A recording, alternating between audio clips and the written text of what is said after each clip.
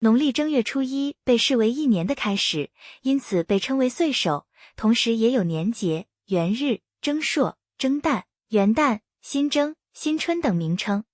值得注意的是，春节这一概念在中国古代并不存在，直到1914年民国政府时期，才正式将阴历元旦更名为春节。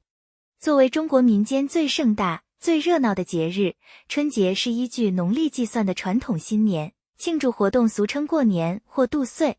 从传统意义上看，春节的庆祝活动始于腊月初8的腊祭，或者腊月23或腊月24的祭灶，持续至正月15的元宵节，其中除夕和正月初一是节日的高潮。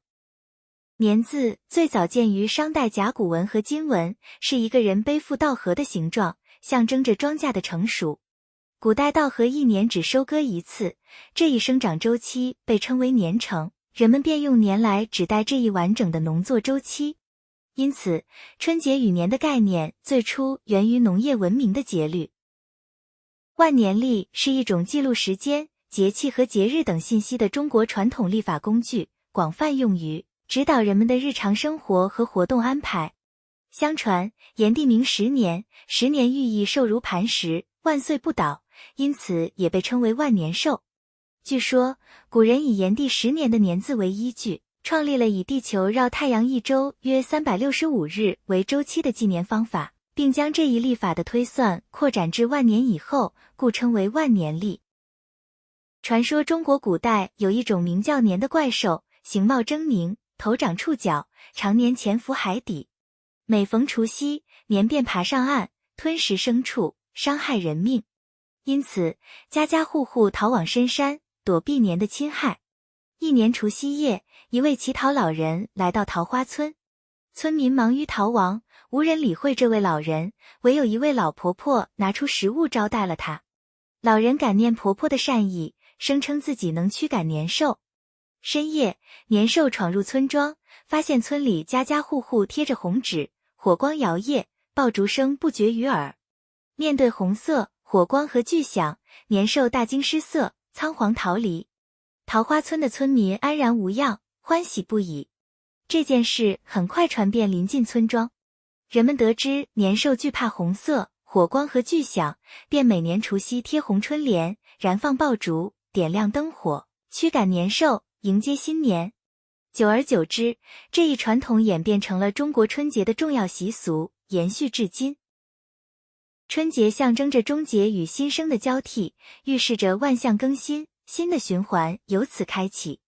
从年前的准备到元宵节，春节期间的活动丰富多彩，涵盖了祭灶、扫尘、添新衣、置办年货、贴年红、祭祖、吃团圆饭、守岁、观看春晚、放鞭炮、拜年、发压岁钱、迎财神、闹社火、逛庙会和赏花灯等多种传统习俗，充满了浓厚的节日氛围。农历23或24日，在民间称为小年，从小年起，人们便开始忙年了。小年期间，主要的民俗活动有扫尘、祭灶等。在清朝以前，民间传统的小年祭灶日定在腊月24。然而，从清朝中后期开始，皇室选择在腊月23举行祭天大典。为了节省开支，顺便将祭灶的仪式一并进行。因此，北方地区的百姓纷纷效仿，多在腊月23过小年。而南方大部分地区则延续了腊月24过小年的传统，保持着原有的习俗。扫尘是春节前忙年的重要环节，南方称之为扫屋，北方则称为扫房，即年中的大扫除。民谣有云：24扫尘日。这一天，家家户户都会进行彻底的清洁，包括掸拂灰尘和蜘蛛网，清洗器具，拆洗被褥窗帘，打扫庭院，疏通堵塞的管道。扫尘的尘与陈旧的尘同音，因此年前的扫尘不仅是简单的清洁，更寓意着除尘不新，象征着将一切霉运和晦气扫出家门，以期新年红红火火，好运连连，吉祥如意。中国民间的祭灶传统源自古代的拜火习俗，灶神掌管灶火和饮食，负责考察家中善恶，降祸福，常被视为家庭守护神，供奉在灶房的北面或东面。有的神像只画灶王爷，有的则包含男女神像，女神称为灶王奶奶。农历腊月23或24日夜，家家户户会清洁灶台，烧掉旧灶君的神像，并在除夕早晨换上新像，摆上酒肉、糖果等贡品，烧香点烛，放纸炮。传说从腊月23至除夕，灶神回宫，除夕当天人们会重新迎接灶神，并开始准备年夜饭。祭灶的习俗象征着驱邪避灾，祈求丰衣足食，已有几千年历史。大年初一，人们穿新衣，戴新帽，象征着迎接春天、辞旧迎新和祈福辟邪的美好愿望。传统上，红色的服饰尤受青睐，寓意喜庆吉祥。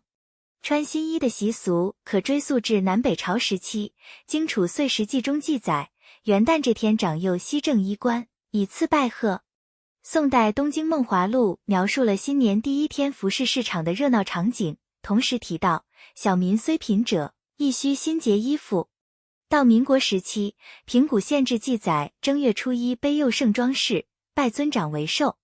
过去物质匮乏，很多人的衣服都是新3年、旧3年，缝缝补补，又3年，平时不做新衣服，因此春节成为难得的机会，用新衣迎接新年，象征着对辛勤劳动的奖赏和对来年美好生活的期盼。春节前，人们会精心准备各种特殊的食品和用品，统称为年货，寓意来年丰收富足、幸福美满。年货通常包括传统美食、糕点、水果、饮料及日常生活用品。这些物品往往蕴含着吉祥美好的寓意。例如，糖果和糕点象征甜蜜幸福，鱼和肉类寓意富裕丰盛。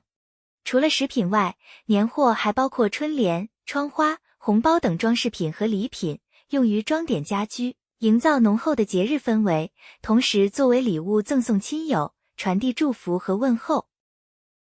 贴年红又称贴挥春，是贴春联、横批、门神、福字、窗花、年画等的统称。因这些是过年时贴的红色喜庆元素，所以称为贴年红。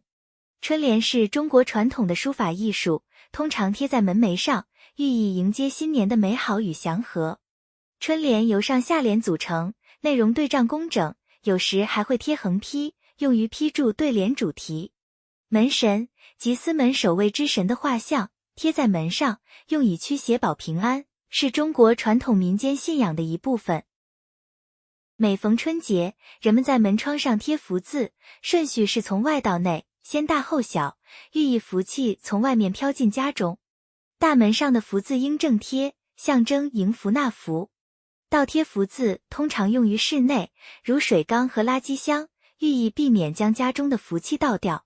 通过倒立的倒与到来的到的谐音，表达福至的愿望，象征着迎接福气，祈求美好生活。窗花源于古代的剪纸艺术，通常由红纸、彩纸制成，最早是为了辟邪祈福，后来成为窗户装饰，用以增添节日氛围，并寓意新的一年充满希望。年画是中国民间艺术，内容丰富多样，常见的主题包括神仙与吉祥物、世俗生活，以及娃娃美人和故事传说，传达着人们的美好愿望和祝福。除夕祭祖是春节期间的重要习俗之一，体现了中华民族自古以来的慎终追远传统。每逢佳节，人们总不忘祭拜祖先。在除夕这一天，人们精心准备丰盛的菜肴，斟满美酒，举行隆重的祭祀仪式，以表达对先人的深切思念，感念祖先的恩德，并祈求祖先的庇佑。这一传统代代相传，成为每个家庭岁末年初的重要仪式。祭祖的形式因地域和家族而异，有的家族前往宗祠祭拜祖先，而大多数家庭则在家中正厅依次摆放祖先牌位，陈设贡品。祭拜时，家中长幼依次上香跪拜，场面庄重肃穆。贡品多为鱼肉碗菜，盛于高碗之中，寓意钟鸣鼎食，象征着家族的富足与兴旺。年夜饭又称团圆饭，是春节习俗之一，最早起源于古代的年终祭祀仪式，在拜祭神灵与祖先后，家人团聚共进晚餐。除夕夜，一家人共享美食，互相祝福，一起迎接新年的到来。年夜饭极其丰盛，菜肴的选择通常具有特殊的意义，比如鱼代表年年有余，鸡代表大吉大利，红烧肉代表生活富足，红红火火，腐竹代表富足，生菜代表生财等等。甜品中常见八宝饭，流行于全国各地，尤其在江南一带尤为盛行。它由蒸熟的糯米与糖、油、桂花混合而成，倒入含有果料的容器中蒸熟，再浇上糖卤汁，象征着甜蜜圆满的生活。守岁也叫守岁夜或者守岁灯，民间俗称为熬年，是春节除夕夜的重要传统。仪式从年夜饭开始，这顿饭吃得格外悠长，有的家庭甚至会吃到深夜。除夕之夜，家中灯火通明，家人围坐聊天，象征驱邪避灾，祈求新年的健康与平安。这一习俗源于古人对年神的崇拜，认为通过守夜可迎来来年的好运。守岁的另一重要环节是包饺子。相传饺子由东汉医圣张仲景发明，因形似古代铜钱，被视为财富和好运的象征。包饺子通常在除夕夜进行，家人围坐一桌，共同动手包制，寓意辞旧迎新，团圆喜庆。北方地区尤为重视这一传统，许多人会在年30晚上12点前包好饺子，待到午夜开吃，象征送走旧年，迎接新年，同时寄托着招财进宝、吉祥如意的美好愿望。春节联欢晚会，简称春晚，是由中国中央电视台自1983年起每年除夕夜举办的大型综艺晚会。节目形式多样，涵盖歌舞表演、相声小品、杂技魔术等，既展示了中华文化的独特魅力，又营造出喜庆热闹的节日氛围。与此同时，春晚也承担着一定的政治宣传功能，展示过去一年的国家成就，传递积极向上的社会价值观。全家人围坐一起观看春晚，已成为现代中国人守岁的重要习俗之一。在古代，爆竹被用作驱除瘟疫和邪恶的工具，因此燃放爆竹的习俗自始至终带有一定的迷信色彩。除夕夜放鞭炮不仅象征着辞旧迎新，增添节日气氛，还表达了人们对美好生活的向往。守岁时，人们通过放鞭炮迎接新年的到来，相信鞭炮的响声可以驱赶邪恶，带来平安和好运。爆竹声震天，烟雾弥漫，场面热闹非凡。然而，近年来，出于环境保护和安全考虑，中国一些地区已开始禁止或限制放鞭炮的行为。春节期间，人们会衣装整洁，前往亲友家中拜年，以表达对彼此的祝福。拜年的时间一般为正月初1至初5，过了腊月初8就走亲访友，多被视为拜早年，而正月初5以后，15之前走亲访友为拜晚年。古时的拜年一词原本意味着向长者祝贺新年，包括磕头行拜、祝福如意、问候平安等仪式。当然，遇到同辈亲友也要表示祝福。除了传统方式以外，近些年还流行起电话拜年、短信拜年、视频拜年等新方式。拜年的时候，除了拜访亲友，人们还会前往一些重要的场所，如寺庙、祠堂等，祈求来年平安顺利。此外，在企业和机构中也会进行集体的拜年活动，同事之间互相致以新年的祝福和问候。压岁钱的岁来自鬼鬼祟祟的祟，汉字岁指的是不吉利的东西，古人借这个习俗来期盼来年不要有任何不吉利的事情发生。压岁钱源自古代对儿童的一种关爱和祝福。为了保护家中的小孩不受鬼怪侵害，大人们给小孩子们包红包，里面放一些铜钱，希望这些红包能够辟邪驱鬼，保佑孩子们平安健康成长。慢慢的，这一传统就演变成了春节期间长辈给晚辈派发压岁钱的习俗，包含着长辈对晚辈的关切之情和美好祝福。迎财神的风俗盛行于明清和民国时期，寓意招财纳福，迎接新年好运。在中国民间传统上，正月初5被认为是财神的生日，前一晚家家户户会置办酒席，燃放鞭炮，准备丰盛的贡品，恭迎财神的到来。不同地区在正月初一、初四或初五进行接财神仪式。尤其在南方，初五清晨，商家和百姓会鸣锣击鼓，燃放爆竹，摆设贡品，祈求一整年的财运亨通。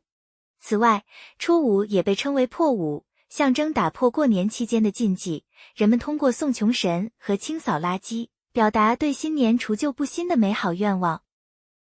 春节期间闹社火是中国西北地区农村的古老年俗。远古先民祭祀社神和火神，意在祈求神灵保佑来年五谷丰登，人丁兴旺。随着时间的推移，闹社火逐渐演变成了一种寓意繁荣、祥和、喜庆的民间庆祝活动。在闹社火的过程中，村民们会自发组织起来，穿着各种色彩鲜艳的服装，手持锣鼓，沿街巷闹行。他们载歌载舞，舞狮舞龙，踩高跷，跑旱船，燃放烟花爆竹，场面热闹非凡。逛庙会是老北京春节的重要习俗之一。如今，春节期间，中国各地纷纷举办庙会活动。庙会通常设立在庙宇附近，是供人们祭拜神明，祈求来年平安顺利、丰收富贵的场所。庙会的活动内容丰富多彩，除了舞龙舞狮、杂技、戏曲表演等民间艺术，还有各类传统小吃摊位和手工艺品展销，热闹非凡，充满了节日气氛。比如，糖塑俗称吹糖，是庙会中不可或缺的传统工艺，以麦芽糖为原料，将糖加热软化，通过一人吹、拉、搓、扯、捏、压、剪等精湛技艺，塑造出各种形状。类似的还有糖画，这是一种手艺人借鉴传统皮影的造型特点和雕刻技法，利用融化的糖汁在石板上浇铸出各种图案的民间传统艺术，分为平面糖画和立体糖画两种形式，其中平面糖画更为常见。另外，糖葫芦、油炸臭豆腐、羊肉串、柿饼、棉花糖、桂花糕等美食都是庙会中的人气小吃，吸引着众多游客品尝。赏花灯是中国传统的春节习俗之一，尤其在元宵节农历正月15期间更为盛大。花灯通常是由纸、绢、竹子、丝线等材料制成，形态各异，色彩斑斓，常常呈现出动物、人物、花卉等形状，甚至有些灯饰会通过灯光的变化呈现动态效果，给人视觉上的享受。赏花灯的习俗源于古代人们对光明的崇拜，灯笼象征着驱邪避灾、祈求平安的愿望。元宵节是春节的最后一天，也是花灯展示的高潮时刻。花灯会包括猜灯谜、舞龙舞狮等活动，增加了节日的趣味性和互动性。在中国南方，春节有一些特殊的习俗，尤其在美食方面有所不同。年糕象征年年高升，汤圆象征团团圆圆，取代了北方的饺子，大家习惯围炉而坐，边吃边聊。在广东海南一带，过年时家家户户都会摆上橘子，称为公橘，因为公橘与吉谐音。有些家庭会在橘子盆上贴上吉字的红纸。在广东地区，过年时发红包被称为派利是，寓意大吉大利，好运到来。粤语地区的人们常说恭喜发财，利是逗来，这是春节期间最常见的祝贺语之一。在福建，大年初一，福州人拜年之前必须先祭天，烛灭饭是必备的祭品。在闽南农村，除了贴春联，门两侧还要放置2株贴红纸的连根甘蔗，叫门蔗，寓意进入佳境。厅堂中摆有隔年饭、常年菜、发糕，并插上用红纸、黄纸扎的春枝，象征丰足吉祥。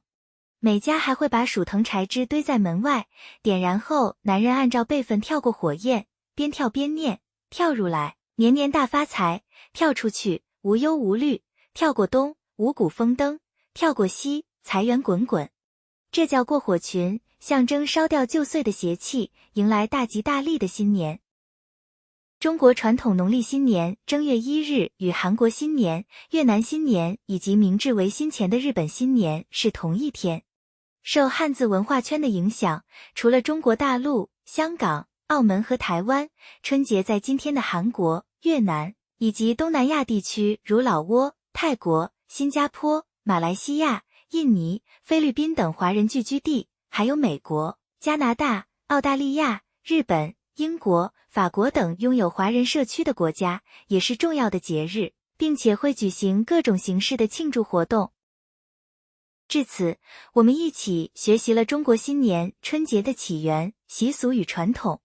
在这充满希望与喜庆的节日里，愿我们的双语教育频道继续为大家带来知识的光芒，让语言成为连接东西文化的桥梁。